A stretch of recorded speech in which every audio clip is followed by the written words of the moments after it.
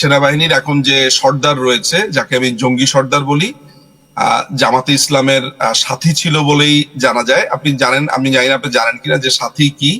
জামাতে ইসলামে ঢুকার যে শুরুর দিককার যে পর্যায়গুলো আছে কর্মীদেরকে, এগুলোর একটা পদবীর নাম হচ্ছে সাথী। কেমন তাদের নানান রকমের পদ আছে, সাথী, তারপর সমর্থক, এই টাইপের রুকন টুকন এই টাইপের ব্যাপারগুলো আছে, সদস্য। তো এই লোকটিকে অনেকে বলছে যে সে স্কুল জীবনে সে শিবিরের কার্যক্রমের সাথে যুক্ত ছিল।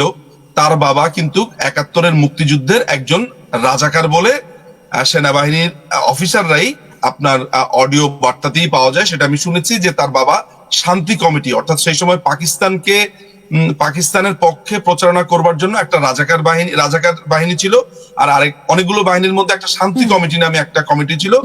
সেখানে তার বাবা ছিল সেটির একটি প্রধান অধিকর্তা। তার বাড়ি হচ্ছে বাংলাদেশের শেরপুর জেলাতে, এবং সেখানকার লোকাল একটা মাদ্রাসার লোকেরা, আমার কাছে সেই টেক্সটই আছে, আমাকে টেক্সটটা এভাবে করেছে, দাদা তার লোকাল এলাকাতে কথা হয়েছে, অমুক মাদ্রাসার প্রিন্সিপাল আমাকে কনফার্ম করেছে সে জামাতের সাথী ছিল এবং সম্ভবত জামাত থেকে ইলেকশন করবার বা রাজনীতি করবার এক ধরনের সম্ভাবনা আছে। আর ব্যক্তিগতভাবে ওয়াকারের যে জীবন প্রণালী, তার যে জীবন পুরো রীতি, যেভাবে সে জীবনযাপন করে, সেটি খুবই দেখবার মতো। তার যেমন যখন আপনার ৫ই অগাস্টের ঘটনাটা ঘটলো, দেখুন 5ই অগাস্টে কিন্তু সেই দিনও জামাত একটা নিষিদ্ধ দল। আমি জানি না আপনি জানেন কিনা যে জুলাই অগাস্টের ১ বা ২ তারিখে নিষিদ্ধ করা হয়েছে। তো সেখানে সে যখন এইরকম একটা ঘোলাটে অবস্থা, সে তখন প্রথমেই নিমন্ত্রণ জানায় সেনা ভবনে বা তার সাথে আলাপ করার জন্য আপনার জামাতের আমিরকে। তো সে আবার বলার সময় আবার বলছে আমিরে জামাত। আপনি কিন্তু মাথায় রাখবেন এই ধরনের শব্দ চয়ন এগুলো কিন্তু খুবই গুরুত্বপূর্ণ। একদম। সেনাবাহিনীতে কেন এইসব শব্দ নেওয়া হয়? আমরা যখন কথা বলছি তখন আমরা বলছি জামাতের আমির, শিবিরের অমুক নেতা। সে কিন্তু এত গ্রামাটিক্যালি কারেক্ট করে বলছে যে আমিরে জামাত, এবং একবার না ২বার সে আমিরে জামাতকে দাওয়াত দিয়েছে। মানে সে কতটা জানে এবং কতটা বোঝে যে জানে না। মাথায় রাখতে হবে যে ওই দলটা করলেই এইভাবে সম্মান সূচক ভাবে বলা সম্ভব। ঠিক, মানে একেবারে কারেক্ট করে বলা সম্ভব। মানে আপনি তখনই এইভাবে বলবেন, একদম শ্রদ্ধায় নুয়ে পড়ে বলবেন আমিরে জামাত, তখনই যখন আপনি আমিরে জামাতের সাথে আপনার কানেকশনটা আছে।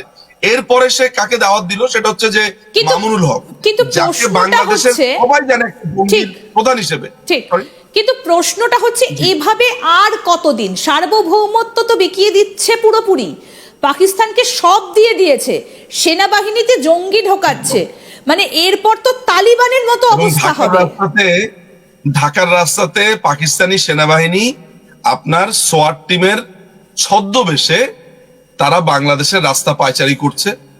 তারা তাদের লোকবল এনে এখানে ভরেছে। তাদের জেনারেলরা বাংলাদেশে যারা ৭১ সালে আমাদের কাছে পরাজিত হয়েছিল, সেই পরাজিত সৈনিকরা বাংলাদেশের সেনাবাহিনীকে নাকি এসে ট্রেনিং দিবে।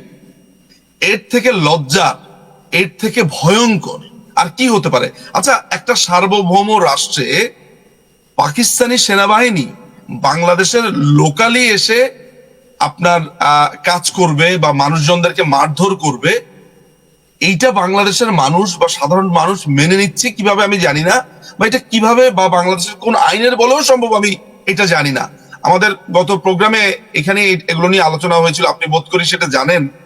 এবং এদের এমন একটা অবস্থা হয়েছে যে কতদিন, কারণ যেভাবে সেখানে একের পর এক ঘটনা প্রবাহ ঘটে চলেছে, চিন্ময় কৃষ্ণপ্রভুর জামিন বাতিল হয়ে যাচ্ছে, আল্লাহু আকবর স্লোগান কোর্টের ভেতরে, এভাবে কতদিন? আমার ধারণা যে ভারতকে আক্রমণ করবার একটা বড় ধরনের ছক এখানে কষা হচ্ছে।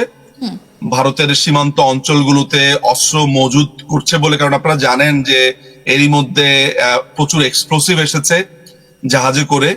ফলে আমার কাছে যেটা মনে হচ্ছে যে তাদের যে জঙ্গি গ্রুপগুলো আছে তারা পাকিস্তানের সেনাবাহিনী, তারা তো বর্ন আসলে মোটামুটি জঙ্গি বলা চলে, তারা আইএসআই, এরা সবাই মিলে বাংলাদেশের সেনাবাহিনীর বেশ কিছু অংশ বা একটি অংশ, আমার মনে হয় যে এইখানে এক ধরনের পরিকল্পনা করে ভারতের সীমান্তে বা ভারতের যে সেভেন সিস্টার্স যে অঞ্চলটা আছে, এর মধ্যে তো এটা প্রমাণিত সত্য, আপনি জানেন যে এর আগে আপনার 10 ট্রাক অস্ত্র তারা আমদানি করেছিল একদম একদম, হ্যাঁ, যখন করেছিল।